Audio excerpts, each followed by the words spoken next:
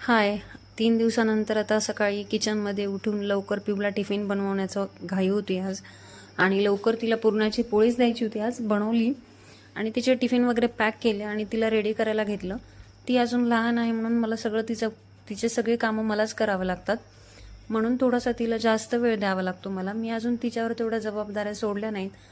आणि आता तिला हळूहळू मी थोड्याशा जबाबदाऱ्या पण देते. जसं की तू आता दारामध्ये रांगोळी काढ, तू मला देवाला फुलं आणून दे, तू हे काम कर, ते काम कर. कारण की मला असं वाटतं की मी जेव्हा तिच्या एवढी होते तेव्हा मला खूप काही समजत होतं. आणि आजकाल आपण मुलांना जास्त असं पॅम्पर करतो, त्यांचा जास्त लाड करतो, त्याच्यामुळे त्यांना त्या गोष्टींची जबाबदारी बिलकुल नाही आहे. म्हणून आता तिला रांगोळी, फुले घेऊन देवाला येणं, असं सगळे कामं मी सांगते आता तिला जेवढे जमतात तेवढे.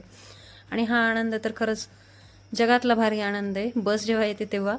आणि घरी आल्यानंतर आता आज काहीतरी काम करायचं होतं म्हणून चालू केला. शर्विलनं असं पेनानं भिंतीवर लिहिलेलं होतं आणि मग म्हटलं चला ह्याला कलर देऊन घेता येईल. आणि खरंच हे इथे ना एक नजर हटीन दुर्घटना घटी असा प्रकार झाला. काय झालं, शर्विल कलर देत होता आणि कलर देता देता त्याने चांगल्या भिंतीलाच पिंक कलर दिला, ग्रीन भिंतीला. आणि मग त्याचं असं परत रडणं पण चालू झालं. आणि रडत तर एवढा वेळ होता तो, ते कलरचं लांब राहिलं आणि त्याचं रडणंच ऐकत बसावं लागलं. आणि हॉल खरंच खूप छान दिसत होता.